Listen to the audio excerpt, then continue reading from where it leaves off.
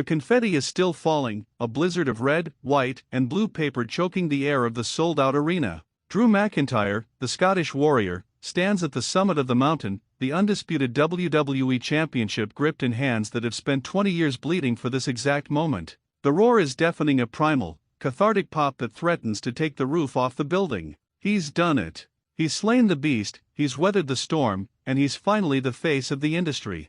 But look closely at the frame. Behind the pyro, behind the weeping fans in the front row, a shadow is gliding through the smoke. No music. No warning. Just a cold, calculated coil of a man moving with the predatory grace of a ghost. Drew raises the gold, his eyes shut tight as he drinks in the validation, and that's when the world goes silent. Out of nowhere. RKO. The thud of McIntyre's skull hitting the canvas isn't just the sound of an assault, it's the sound of a legacy being hijacked. Welcome to Wrestle Core.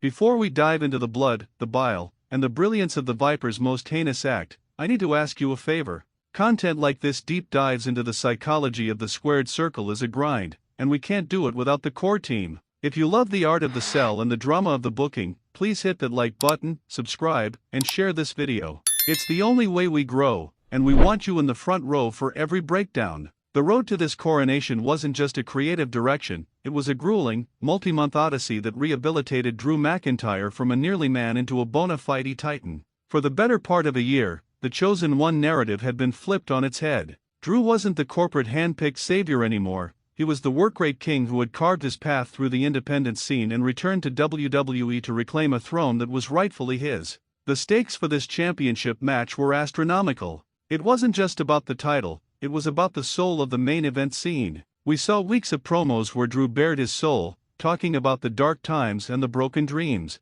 He had the universe in the palm of his hand. On the other side of the coin, you had the champion. He defeated a monster who had held the belt with an iron grip, making the title feel like an unreachable summit. The booking was perfect. It was the irresistible force meeting the immovable object. The build-up featured some of the best psychological warfare we've seen in the modern era, with Drew proving he could match the champion's physicality and intensity. By the time we got to the opening bell of the main event, the heat was palpable. The match itself was a masterclass in big man psychology, a hard-hitting, stiff encounter that saw Drew kick out of the untouchable finishers and finally land the claymore that shook the foundations of the building. The 3 count felt like a shift in the tectonic plates of pro wrestling. The pop was organic, a rare moment of pure, unadulterated joy in a cynical industry. Drew's celebration was supposed to be the WrestleMania moment that defined an era. It was his coronation. And that brings us to the breakdown of the assault, a moment of professional wrestling perfection that reminded everyone why Randy Orton is the most dangerous ring general to ever lace up a pair of boots.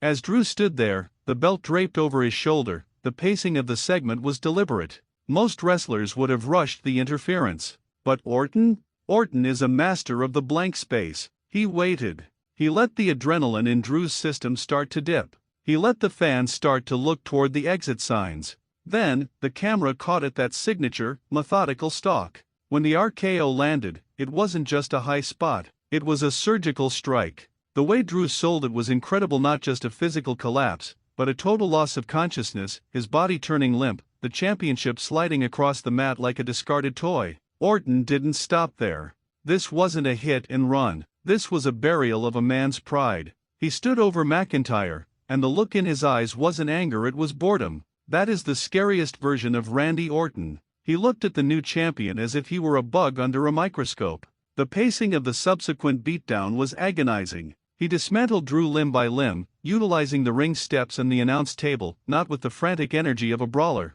but with the precision of a butcher.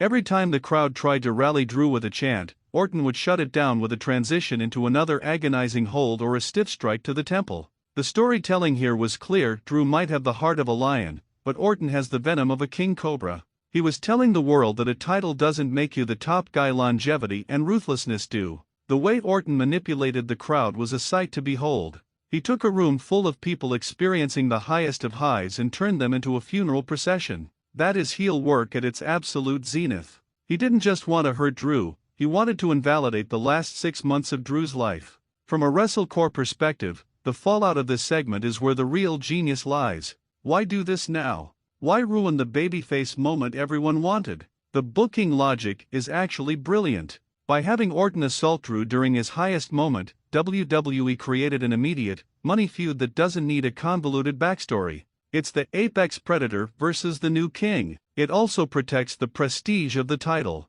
If Drew just went on a victory tour defending against mid-carders, his reign would lose its luster within a month. By putting him immediately into a program with a first-ballot Hall of Famer like Orton, you elevate the title and the champion. The backstage reality is that Orton is currently in the middle of one of the greatest runs of his career. He is the ultimate safety net for the creative team. When you need a face turn to mean something, you have them interact with Orton. When you need a new champion to be tested, you send them to the Viper.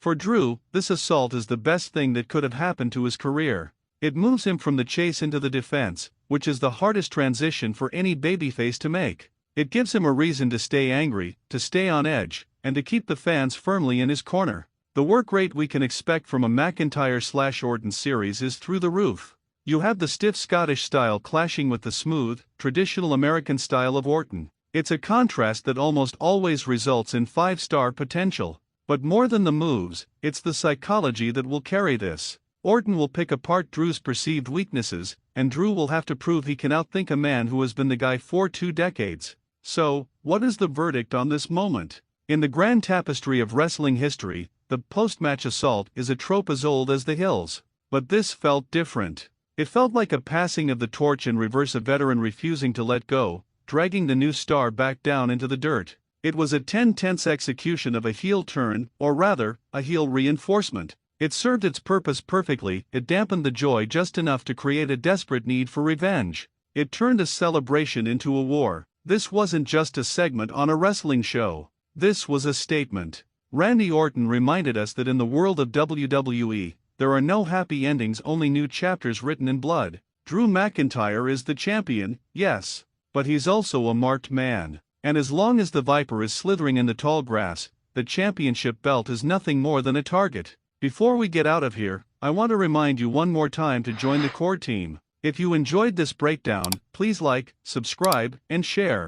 Your support allows us to keep analyzing the work rate and the booking that makes this business the greatest form of entertainment on earth. We're building something special here at WrestleCore, and we want you to be a part of the foundation. Now, I want to hear from you. Was this the right move? Did Drew McIntyre deserve his clean moment in the sun, or was Randy Orton's intervention the spark this title reign needed to stay relevant? Drop your thoughts in the comments below. I read every single one of them. Is Orton the greatest heel of all time, or is he just standing in the way of the future? Let's talk about it. Until next time, keep your eyes on the ring and your heart in the work. This is WrestleCore, signing off.